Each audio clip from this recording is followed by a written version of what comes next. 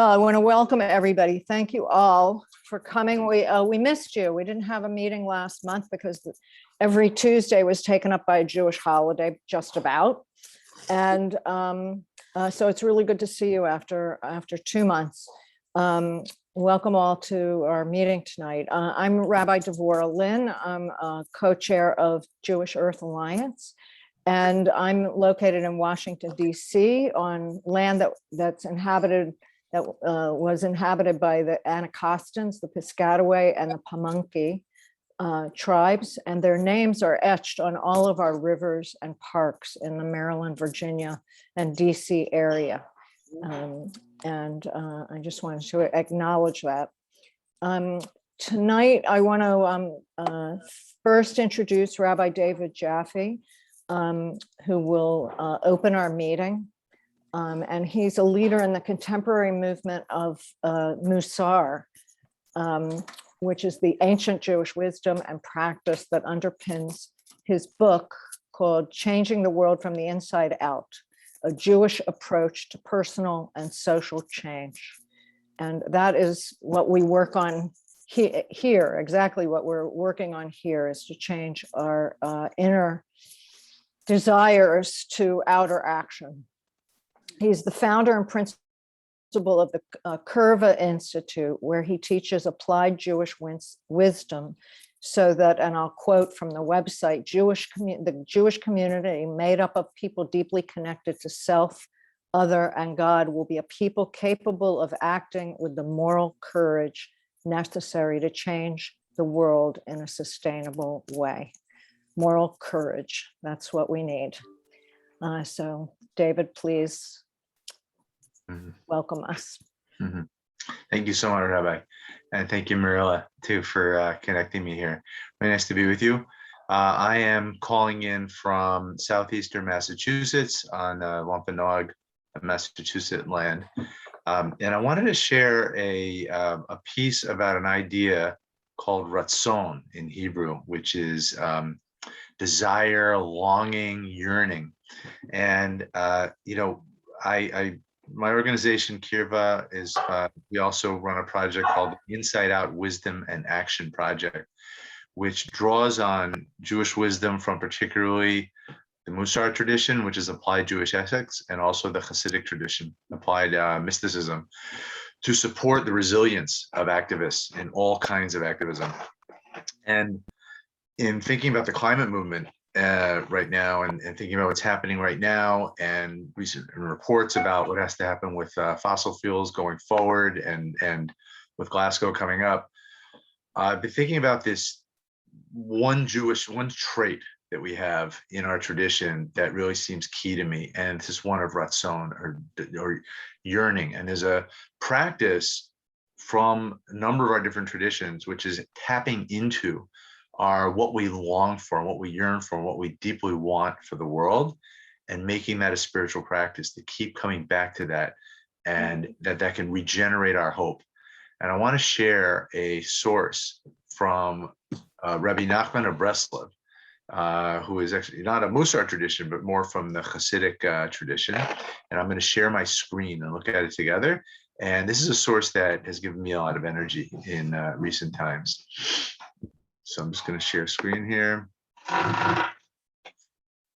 I gotta, the piece was up before, I got to pull it up again.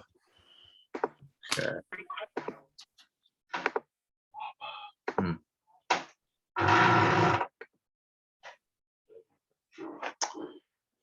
So Rabbi Nachman, the great Hasidic master, he's passed away in 1810 in the Ukraine. He writes, a person yearns and longs for and desires to reach the level beyond them. Through these, he's talking about on a spiritual, wanting to grow. And he says, through these longings, the soul is created.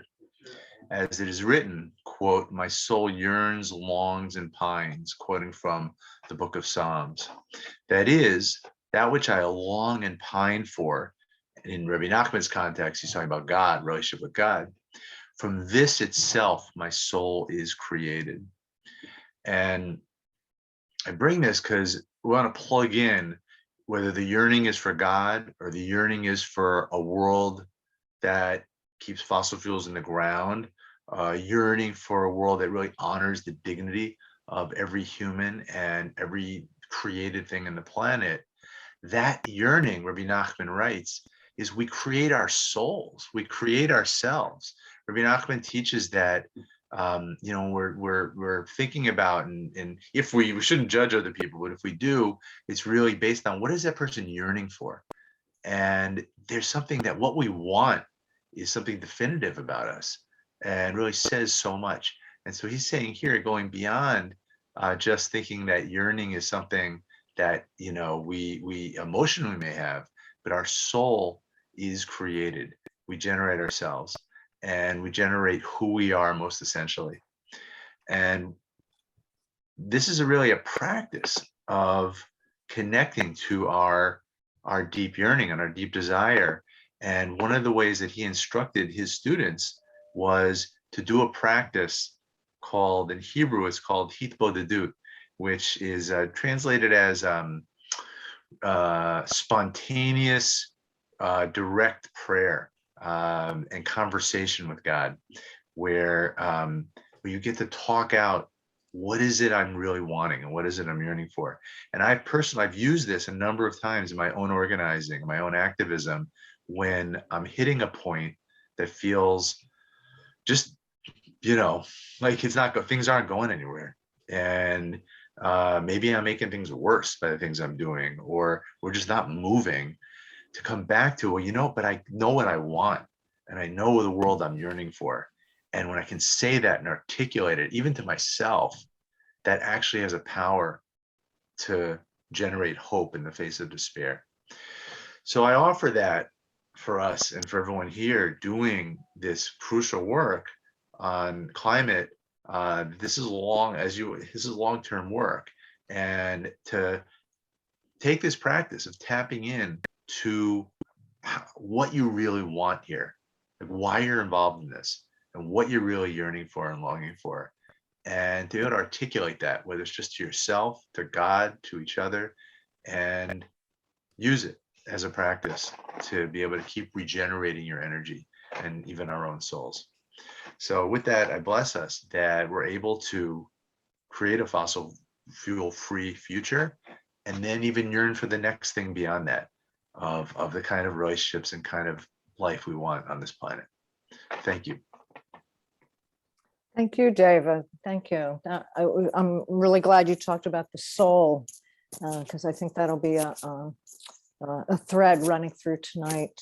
I forget who said it, but a great teacher said that we need to find the world's need matched with our desire.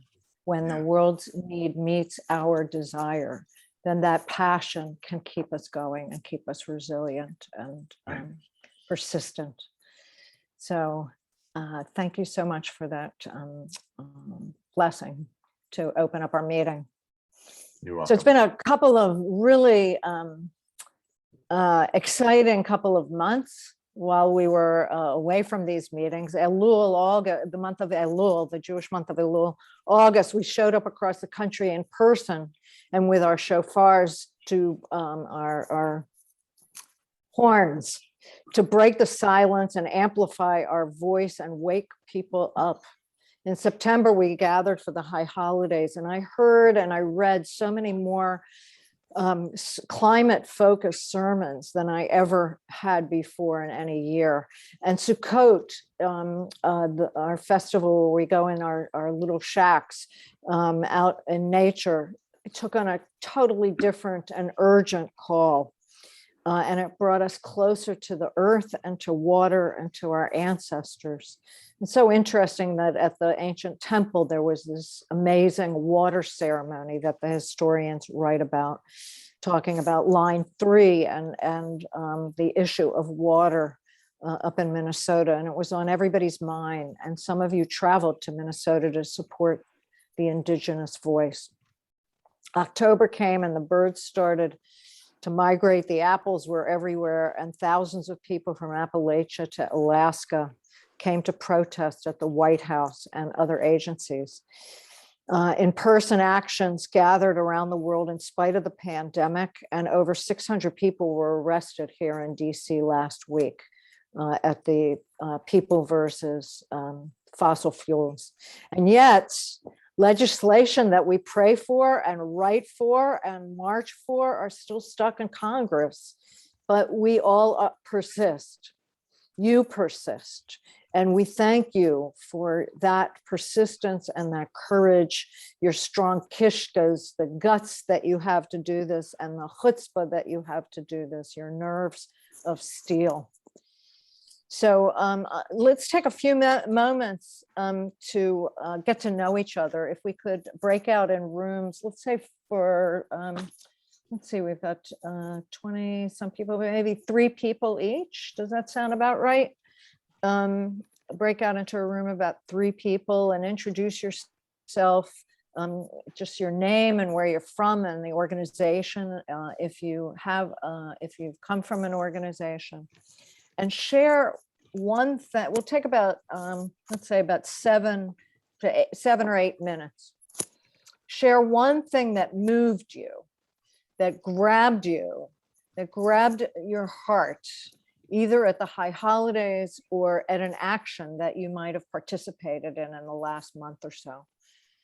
And share that with the other people in the group, okay? Is that clear?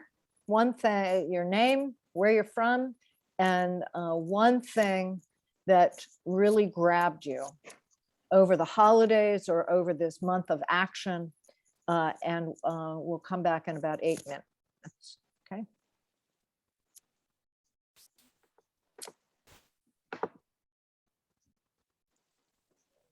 Thank you, Ed.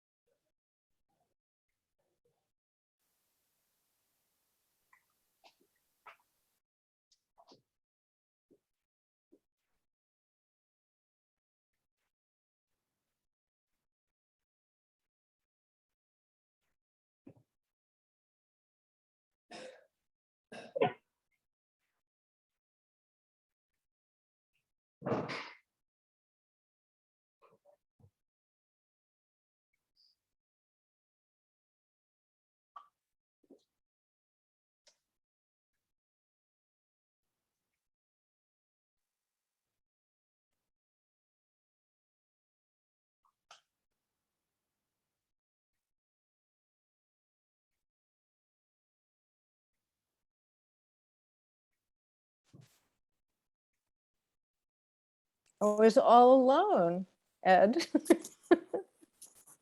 I don't know what happened. Oh, here's a nice group. Here's someone Oh, not here's- assigned. Okay. There we go. You want me to assign you somewhere? Well, this is a good group here, 4 of us. Okay. What do you think? Up, where'd Dee go? Oh, I assigned you to a Oh, small good. group. Okay. Melanie, Okay, are so- you there? Melanie, you there?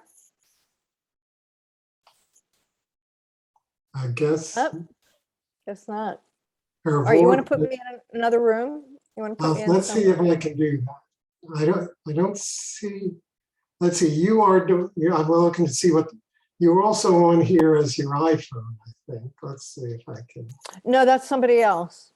Okay. That's a Oh, here you Davora are. without an H. Oh, I Might be think you Davora may with- have to. Let me hit something. Oh, you're by yourself, right? So I'm going to move you to Let me come spy on somebody. 8. Okay. Have a good time. Okay. Thanks. You're welcome.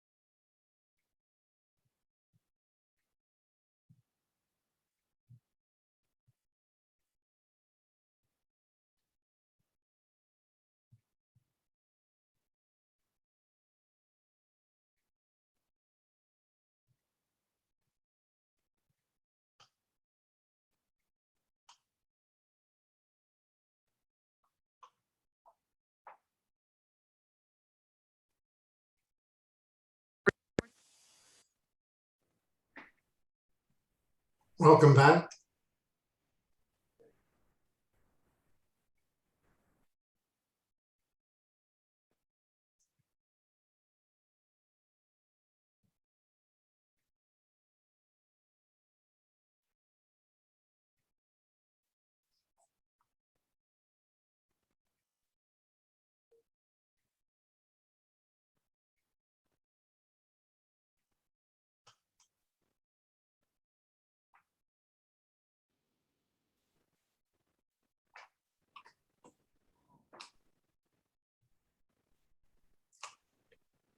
Was it fun out there in the breakout rooms? It was. Okay, good. Andy, did you enjoy your visit to DC? Someone said, oh, was it a wonderful trip? I'm very glad I went. It was a very heavy, weighty Yeah. experience. I'm very conflicted about it. I'm very glad I went. No doubt about that. All right. But I mean, We'll talk more. Yeah. Definitely. Yeah. thank you. All right, well, I'm glad we had that little bit time to get to know a couple of people a little bit more deeply. And would anybody like to share a quick something about what they talked about? Just a few lines. Anybody want to say anything? Yeah, Dee. Oh, we talked about what it was like to get arrested. Oh, good. I didn't get arrested last week. I did get arrested 2 years ago with Jane Fonda at Fire Drill Fridays. But last week I went to Right. 4 of the 5 days of the People versus Fossil Fuels demonstrations downtown, and was Yeah. there to support the other people. Yeah, yeah. Yes, Well, Joe. I proudly did get arrested. And I want to thank Dee for hosting me at her home. And I'm so glad she's on this call now. It's nice to make alliances with people across the country. I was very impressed with the actions that took place in Washington last week. I hope the president was aware of them, and maybe, as I said before, we ignited a little fire under his tuchus. Tuchus is a technical term, and we go Hopefully. from strength to strength. Yeah, great. Yeah, and Maury, I guess I was pushing it out of my mind. Maury and Laguna Beach reminded me of the oil spill out there.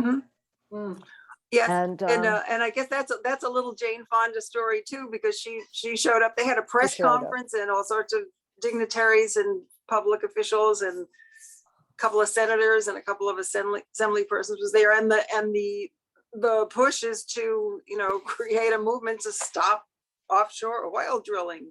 Period. Yeah. The end. And period. good luck with that. I mean,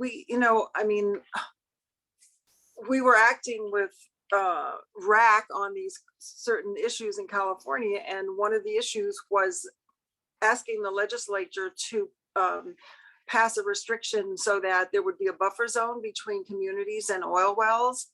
And this is a really totally Democratic, as you know, dominated legislature. They would not do it. So we're going to go from, I'm sorry, my disgust is coming out. I realize that. But we're going from that to asking them to stop all drilling. Well, keep your ambitions high. That's Yes. Oh, I what we have agree. to do. I'm not saying we should stop. I'm not Yeah, saying yeah, we yeah. should stop. But Yeah. I'm so disgusted with Yeah, our yeah, federal yeah. folks. Right. Yeah. All Yeah. right. Well, thanks for all those contributions. And I want to give Muriel a couple of minutes to review what's been happening in the last couple of weeks. And with photos, yes? Okay. First of all, it's just so wonderful to see you all again. I realize it just felt like such a long time ago that we were together.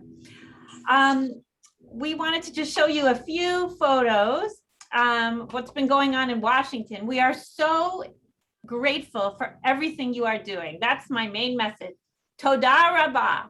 thank you. This has been a long haul with this Build Back Better budget and all of the climate solutions that we hope are going to get funded.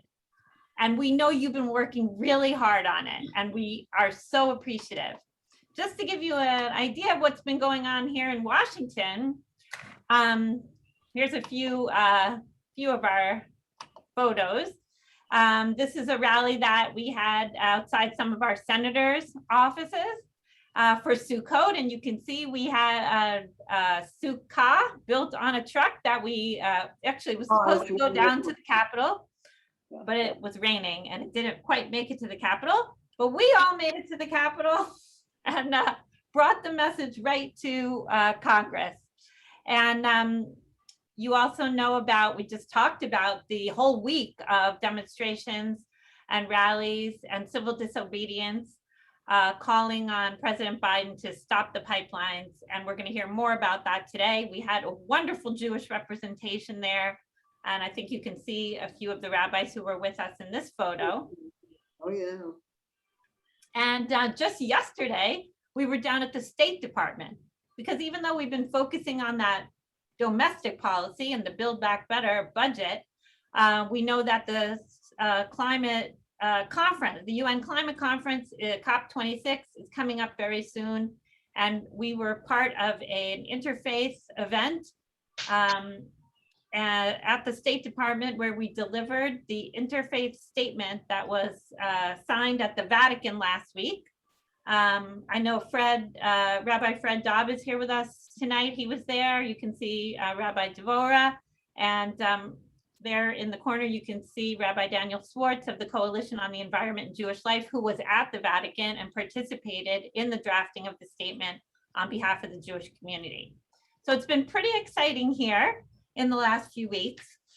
I just wanted to specifically thank a lot of you for joining us in our sign-on letter to Congress on behalf of the Jewish community, where we're really excited. 38 Jewish organizations from national to local signed that letter, and it was delivered to every member of Congress yesterday. And we've sent out some information to you about amplifying that message by sharing it on social media, and also sending it directly to your contacts in your members of Congress offices. To be honest with you, it's been so confusing. It's been such a roller coaster over these last few weeks to really know how we could weigh in and what we could do. But it turns out that that letter arrived just at the right moment, because negotiations on the Build Back Better budget and the climate solutions in it have picked up again. I don't know if anyone saw the news today, but it turns out that Senator Manchin is negotiating with Senator Sanders. Very unbelievable, but apparently that's what's happening. So it really does matter to weigh in now. And I just want to connect this to what Rabbi Jaffe said earlier about vision, because our letter concluded with this message. We look to you, members of Congress, for leadership. We learn from the story of Moses that leaders must have a vision, ratzon, for the future. When Moses stood before the burning bush, he took on the task of leading his people from slavery to freedom. You have been charged with responsibility for the needs of the people. Do not let this opportunity pass without action. We urge you to pass an ambitious Build Back Better budget as a first important step to putting us on a sustainable path. We need to keep sending that message to our members of Congress and pray that they do the right thing. Yep.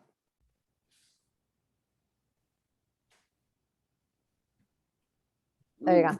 Thank you, Mirla. Ratzon and chazon, they rhyme. Vision and desire and vision. Well, it is my absolute honor to introduce our speaker tonight. Gina Peltier is here tonight from the People versus Fossil Fuels demonstration. She is on her way home to Minnesota, but apparently is having car trouble in Wisconsin. And but we wish her well in getting that fixed. But we are just so impressed that she has still been able to connect with us. She is an Anishinaabe citizen of the Turtle Mountain Band. She is an organizer with Honor the Earth, a native-led nonprofit organizing to stop Line 3. Gina's known for her live streams from the front lines in winters below freezing weather to sweltering summer temperatures and long days in the sun.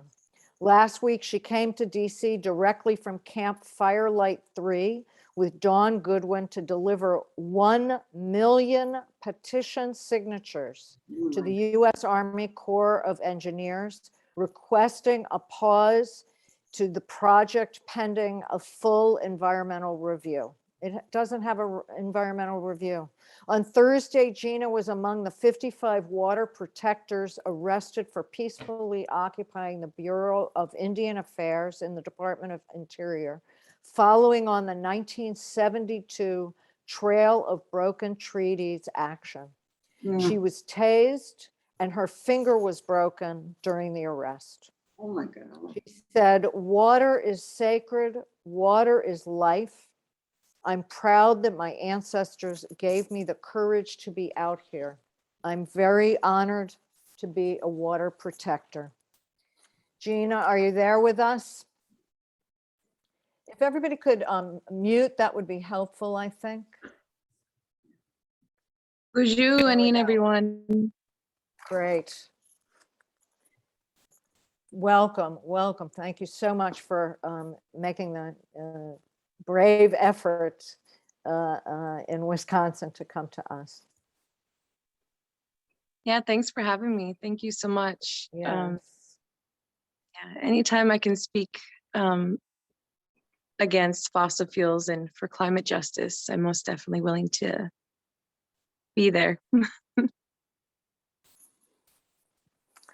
Yeah, can you give us, can you tell us some wisdom about what you have learned from this, from all of the actions? I know that you've been up at Line 3 for a long time. And have you been arrested up there and as well? Yes, I was arrested for praying on a bridge over the Oh, Mississippi yes, River. yes. Yeah, they Right, called me a praying at public the nuisance. Yeah, yeah. I'm just very So can grateful you- we got it all on camera, you know, otherwise people wouldn't believe me. So, Right. You were at the headwaters of the Mississippi, is that right? yep. And the cops, they didn't even handcuff me, and I was able to go live from Facebook in the paddy wagon. So I know they felt pretty ridiculous for arresting me, but I mean, with Enbridge paying them to, I guess they did. So Tell us about that, how this relationship between the police and Enbridge works or doesn't work. right. So Enbridge set up this escrow account. So whenever a law enforcement has to, not necessarily has to, they don't have to do anything because we are American citizens. We're practicing our rights. And this is a foreign corporation, it's Canadian corporation. So, but we have a Canadian corporation paying the United States law enforcement to harass water protectors. I know I personally had to get a dash cam on my vehicle because I travel a lot alone. And one of our water protectors was charged with assault with a deadly weapon because a few pipeliners said that he swerved at them with his vehicle. And, you know, we're water protectors, we're unarmed, nonviolent, and we all are in this for the same cause, and that's to save millions of lives. It's to save the water. So this one particular water protector I know personally, you know, he's such a sweetheart and they wouldn't hurt a fly. And yet the law enforcement believed these three pipeliners, and now this water protector is facing serious charges for something he didn't even do. So, and then on top of that, I'm an Indigenous woman, and Indigenous women are 10 times more likely to end up missing and murdered than any other person in the United States. So I do travel alone. But on top of that, you know, I have been followed home by the police, and I have been harassed by pipeline supporters. I wear my my merch, as I call it all the time, you know, my stop line 3, my water is life, my patches and stuff like that. I'm a walking billboard for being a water protector, which I have no problem with, because I think that is one way of getting the word out, is to talk to everyone about it. I even talk to people who change my oil about it, you know, and since I travel a lot, they now know who I am. But like I say to them, their jobs are safe. You know, in the United States, we have enough in our oil reserves to last us 40 years on current consumption. That's plenty of time to find a different source to fuel our vehicles. So it's just, you know, ridiculous. I have no problem talking to people who change my oil and gas station attendants, and I always do it in a good way, in a calm manner. I don't believe in arguing and raising my voice with anyone, because if someone is hollering, they're in no right mind to take in the information they need. You know, they're not in the right place to have a conversation. So I'm always willing to have a nice, calm, good conversation with anybody who's willing to listen. And it's gone a long way. It's gone a really, really long way. I've had some nice, calm conversations with people who support the pipeline, and now, you know, they have rethought everything they know about it. And, you know, a lot of them has said, you know, Gina, you know, what's going on isn't right. We have a foreign corporation, Enbridge, who, you know, they're using up the last of their oil. This is the last of their oil. So now they're looking for different ways to make money. So what happened is that water became a commodity on Wall Street in December of 2020. Around the same time, Governor Walz approved the permits. And we all know how you make money off a commodity on Wall Street. It's supply and demand. You lower the supply, you heighten the demand, and boom, you make money. Well, Enbridge is just so happenly, they're putting this pipeline through nearly half of North America's fresh water. They're going to guarantee they're going to continue to make money by destroying water and making money off the scarcity of water. Because otherwise, why would they be putting a tar sands oil pipeline through nearly half of North America's freshwater? Enbridge's Line 3 has 22 river crossings. It goes to more than 200 bodies of freshwater. Minnesota itself holds a very fragile ecosystem that everybody thrives off of. So, I mean, if that is damaged, it's bad news for the whole entire earth. Minnesota holds 5% of the world's freshwater. So this is a very, very scary situation, because this is going to affect the whole entire world, not just people in Minnesota, not just the indigenous people. And we've already seen. Go ahead. Oh, I was going to say, we've already seen the negative effects that they're doing already, you know, with the pipeline leaks that they have had in the past, like in Grand Rapids in 1991. The only reason they were able to clean that up is because the whole lake was frozen. But now, you know, they've had multiple frack outs along the Mississippi, all along this pipeline, and they have damaged so many aquifers. They have already lost us millions and millions and millions of gallons of water, because they have punctured and destroyed these aquifers, these precious aquifers that people live off of, you know? So it's just, they're already doing their damage. They're already doing it, and they want to do more, because they're running out of oil to sell, and they're looking for the next way for themselves to make money. And they don't care about the United States citizens. Can you tell us a little bit about how you first got involved in fighting these pipelines? I was awoken around Standing Rock time. I was able to visit out there. I wasn't able to be as active as I wanted to be. So I saw a lot of my sisters out there fighting. Like, I saw a video of Sasha Bolio, and Sasha Bolio, she was bitten by dogs. And so I saw a video of her with their phone in her hand, and she's recording, and she's out in the middle of a field with all these water protectors and all these law enforcement and the mercenaries and the dogs. And she's out there in flip-flops and a ribbon skirt. And these dogs are coming out at her, and she's not backing down. That's how serious she is about fighting for this water. is she was bitten by dogs. She was shot at Standing Rock. And now here she is at line 3, and she opened a camp, and she's putting herself in that danger again. And that's how serious it is. And that's how I feel. And I wanted to make sure after Standing Rock, when these battles happened again, that I was able to stand by their sides and help in any way I can. It's an honor to stand by my sister's sides. You know, they're fierce, they're smart, they're fearless, you know. Well, I guess I couldn't say fearless, because that's why we're doing this in the first place, is because, you know, we're fearful for our future generations. So it's just, we're fighting hard to make sure that they have a good way of living. You know, they don't have to worry about paying more for water than they do for gold. You know, I'm really, really scared my nieces and nephews are going to have to grow up, and they're going to start having to shoot each other over bottled water, because that's happening. It's happening around the world in other countries where oil has destroyed the water, like Nigeria. It's scary, because we will get to a point, if Enbridge wants that, we will get to a point like Nigeria. I mean, the life expectancy there is like in the 40s. So it's just, on top of that, all the land is destroyed. You can't fish, you can't farm. It's really scary. And so it just, when we went out into the breakout chats, that was one of our memorable things, is our youth standing up. And that's why I'm doing this, you know, our youth. It's their futures. I mean, we're going to see the negative impacts of this within less than 10 years, but I mean, we're all older and they're young, and they deserve to live just as well as we did, if not better. Yeah, that's that generation, the generations to come. That's why we're doing this work.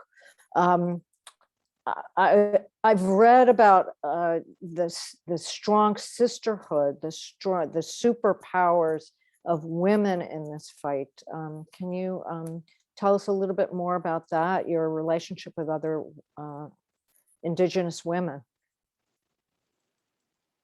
Yeah, it's I didn't have a great upbringing, and to be welcomed into these communities by these women, and to see how strong they are, and to see how the communities are run, it's hopeful.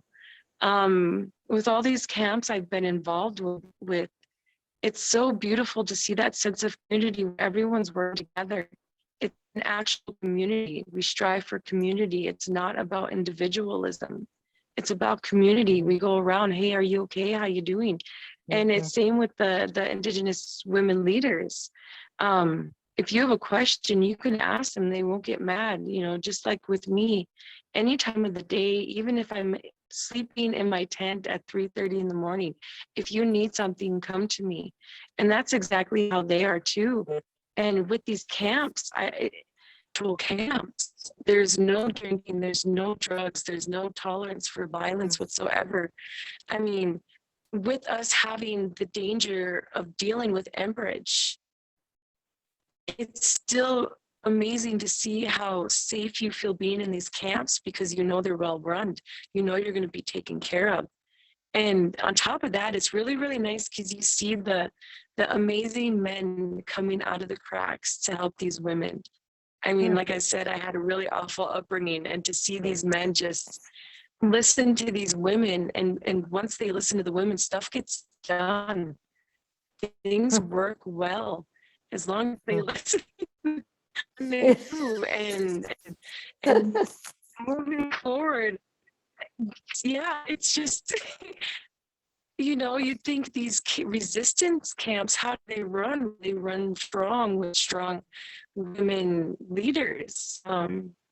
It's amazing, you know, if it can happen there, it can happen anywhere, and why not? You know, no offense, but men have been running this country for 500 years, and look at where we're at. Everyone's suffering. I mean, No I know offense. I've worked more than a full-time job to support myself. And, you know, I mean, before that, you know, before 500 years ago, we were able to drink out of any river, lake, and stream. The river was just that clean. and we knew how to survive off the land while here at the same time. We knew how to farm without having to use any chemicals or pesticides. And within the indigenous culture, women did run things. It was said that if a woman was not happy with the way her man was, all she had to do was set his stuff outside of the hut, the teepee, the wagon, and they knew that, you know, they were no longer welcomed there. So it's just, you know, why can't we go back to that? You know, we're not looking for revenge. It says in That our too, sacred you know, book, I mean, yeah, yeah, in our sacred stories, God says to Abraham, listen to your wife, Sarah. No matter what she says, you have to listen to her. So we have the same thing. Very interesting. That's the superpower of the women in the camp. That's the spirit of cooperation that's promoted in the camps. That's really beautiful to hear. So I've got a couple questions, and they both are saying, well, how can we support you? How can we support the water protectors? Bob, you have this long question. Let me just say, but there's something about media. Transfer is still about 8 to 15 years away. What should we do I'll to just influence say this it conversation? Let me Yeah. just say it at a higher level. Yeah. A few thousand people who have been water protectors, who have been at these events, have been deeply affected. They are going to talk to maybe 10, 20, 30, 40, 50 people about their experiences. So that means perhaps 100,000 Americans will know about the work that's going on. So this is a huge country, almost 340 million people. The fact that 100,000 of us know about this heroic work is not necessarily going to move the needle.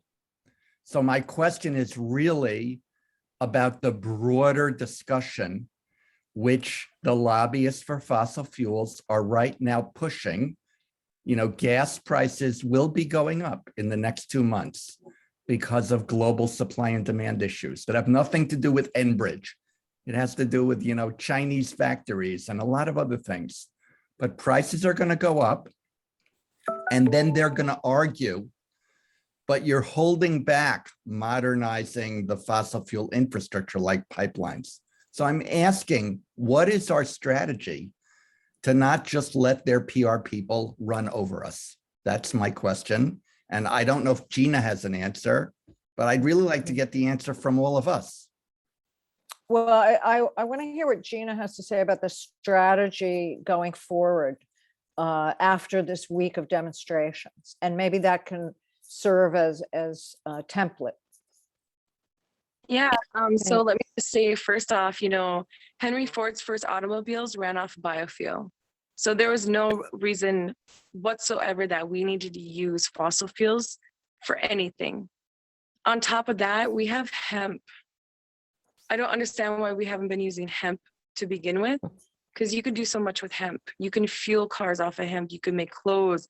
We're in a wood shortage right now. You can build houses out of hemp. Let's see, right now the topsoil in the United States is depleting, and hemp can fix that. And you don't need any pesticides for hemp. You can make batteries out of hemp. And we knew all of this way back when, before we started using fossil fuels. So it's just, you know, the oil barons bullied their way into using fossil fuels so they can make money off of it. I mean, we have the capability to use other alternative sources of fuel. And I'm most definitely pushing hemp because it could fix so many things. And I'm very, really, really angry that we haven't been using hemp. So moving forward, the fight isn't over. And we're going to use our tools and the education and the knowledge we know like that to push it forward. I mean, there wouldn't be so much suffering right now if we just use these alternative fuels to begin with, like hemp and all this other stuff. So, you know, this whole thing like we need fossil fuels, no, we don't. And right now I'm reading a law book that was made in the 1970s, and there's a little thing in there that says don't be surprised within a few years that automobiles will start being limited because of the air quality. Now, this book was made in the 1970s and they had that in there. So, I mean, we knew about this climate crisis a long time ago. But even before that, we had the capabilities to use sources that weren't damaging the earth. So if anyone wants to come at me saying that we need these fossil fuels, no, we don't, and we didn't to begin with. But moving forward, we are still fighting hard. We're still going to do whatever we can. You know, when I was being arrested on Thursday, one of the officers said, you know, this isn't the way you do it. Well, excuse me, Mr. Officers, we have written our letters. We have made our phone calls. We have done our marches. We have begged and pleaded with everyone to listen to us. And like I said, Indigenous women are 10 times more likely to end up missing murdered than anybody else in this country. No one's listening to us. And I'm going to let you know right now that we will not get violent either for anyone to be listening to us. So please tell me, Mr. Officer, what is the best way to be telling you that you need to be listening to us right now? The world is in crisis. Everyone's suffering. And all y'all need to do is just listen to us. We had the capabilities before fossil fuels to use different alternative sources for everything else. We didn't need wood to build our houses. We didn't need cotton to make our clothes.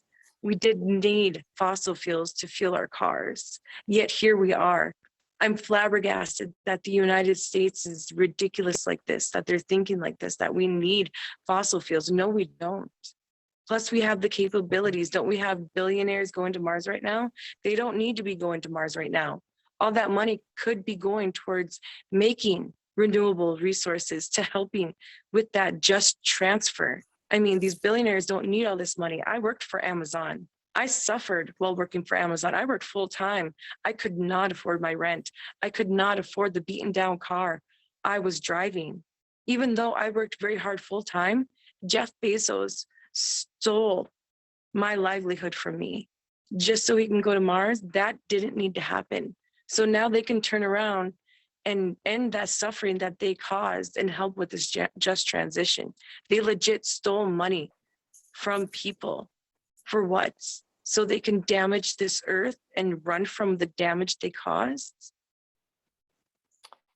Yeah, I get a little frustrated sometimes. no, I think that the pandemic and the civil unrest and the protests by oppressed people and the economic instability and just inequality has shown us in this year and a half in a very dramatic way that it is very systemic. And so what's going on for you in Minnesota is all, here it's going on in Southern California. It's going on in the fires in Northern California. It's going on in Florida and flooding. That it's a completely systemic national issue that we have to work on all fronts. Is there something that we can do as our group, as our voice for the Jewish people, that you feel we could support you in a stronger way?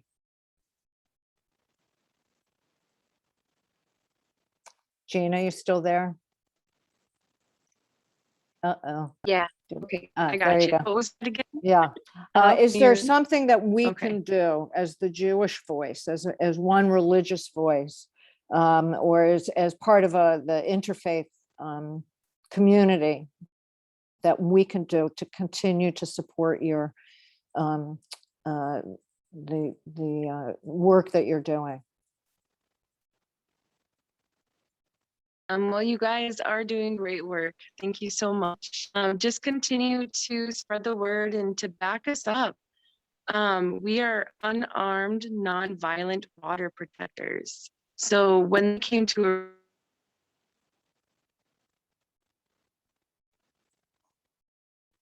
Uh-oh. We've lost you, Gina. Bob Schloss is commenting. He's wondering if there's anything in the Build Back Better that advances Gina's hemp idea for biofuel. The 2018 Farm Bill allowed industrial hemp cultivation and research.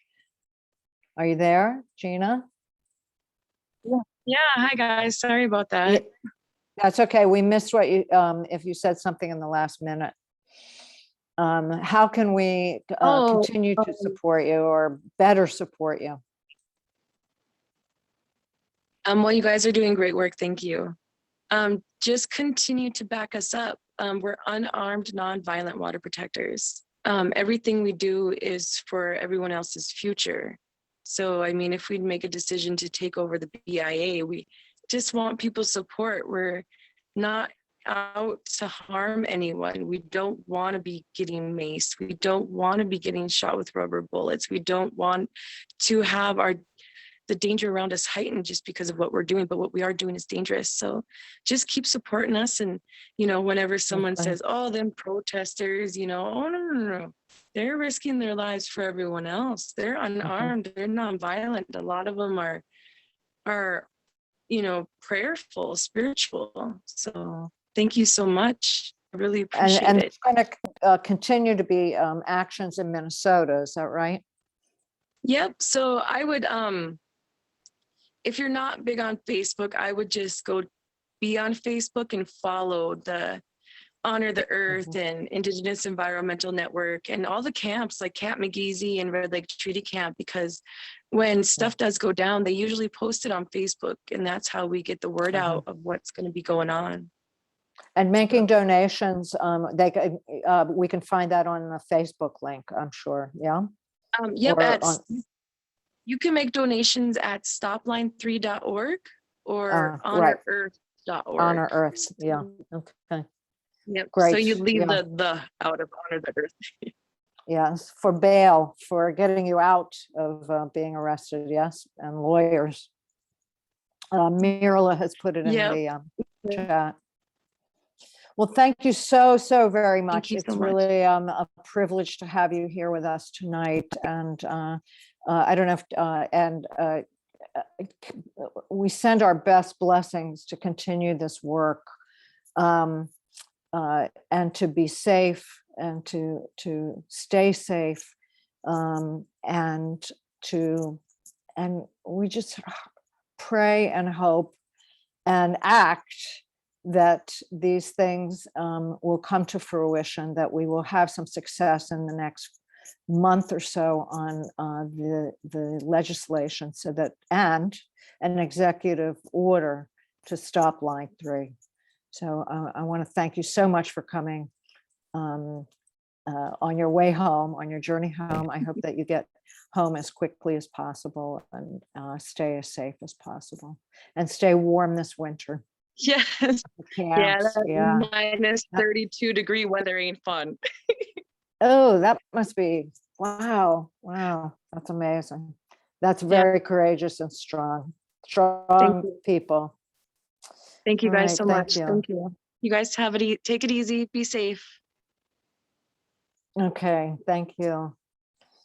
So thank you all for coming. Thank you, David Jaffe and Gina Peltier, for speaking with us. It's been a privilege to hear people of such courage and integrity. And I just wanted to end by saying this week we will read about our most difficult Torah portion, the Akedah, the binding and almost sacrifice of Isaac, and the banishment and almost death of Ishmael by their father Abraham. And I was thinking about the stories I learned as a student here in Washington, D.C. in elementary school of the early colonists, including John Smith, and the over-romanticized relationship with Pocahontas, and how grateful I am to have lived long enough to hear the real truth and confront and wrestle with these origin stories, both of the origin stories of America and the indigenous people that were here, and the origin stories of our own spiritual faith.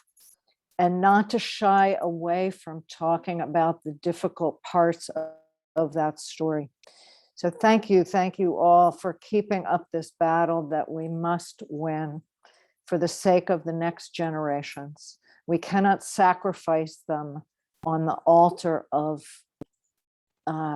capitalism, of consumption, nor the beings with whom we share. We cannot sacrifice them, the next generations, or the beings that we share this earth with, this beautiful and powerful creation.